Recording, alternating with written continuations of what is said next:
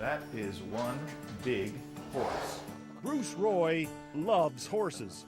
6 feet is 18 hands, and Oh yeah, you know, she's there. she's every bit of Probably that. a bit more. This morning, the retired school teacher is giving me a lesson about the percheron, known as a heavy horse, one that weighs well over a ton. You measure a horse's height from its wither. That's this rise just above the back. The frog underneath the foot is just like a auxiliary hearts, eh? Okay. And they pump the blood through the legs. The breed itself descends from the Great Horse of Flanders, which was the classic war horse in medieval times. Wow. They're the true gentle giants. And these giants have become some of the stars of the Stampede, coming from all over North America to compete, in no small part because of the dedication of volunteers like Bruce. Back in '56, when this barn was constructed, the future of the heavy horse looked very bleak. Back then, Bruce was just a young man, coming to show his first heavy horse at the Calgary Stampede, but the breed was in danger. Iron horses had already replaced the percherons and the Clydesdales in the field and on the town and city streets across Canada. Heavy horses that had been shown even before the Stampede were in decline. Then a young man like Bruce showed up, and they just wouldn't let him leave. I probably was railroaded because all those old horsemen were fearful there wasn't going to be anybody to carry on, and so I think I got railroaded. These horse single ties is where... That was 53 years ago. As a volunteer on the Heavy Horse Committee since 1959, he hasn't missed a stampede since. Every year he helped to make the breed a little stronger. He's also competed, judged, announced, and written about his favorite topic, and toured the continent. I've judged the draft horses at most every show on this continent, and I have, I think I know just about every heavy horse breeder in north and south of the 49th parallel.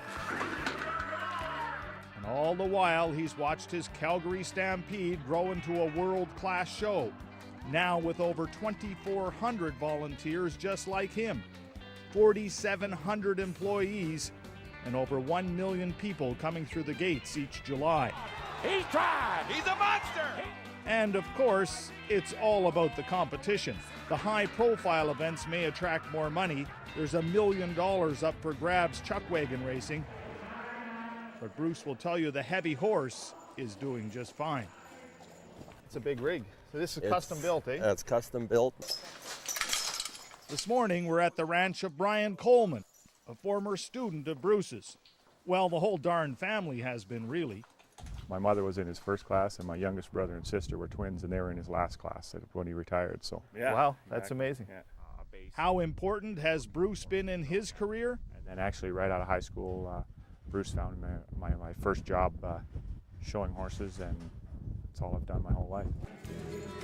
He now runs the top operation on the circuit, a $1 million enterprise owned by the founder of Ameritrade, Joe Ricketts, and a favorite at this year's Stampede. A quality heavy horse today can cost tens of thousands of dollars, and a hitch, as they call it, could have 6 or 8 of them. That solid oak wagon Was $89,000. 89,000. This morning, we go for a training run on a wagon that cost a little less than that. And when this greenhorn mentions reins, the teacher offers a quick correction. And by the way, they don't call them reins, they call them lines when you drive a draft horse. Thank you. And a lesson in what to look for. You want 2 horses more or less that are matched in type and in stride, eh? Okay. All that money aside, Brian knows there's real value in having the experience of someone like Bruce to lean on. Think they'll make a lead team, Bruce? Oh, definitely. They got the courage and they get up and go.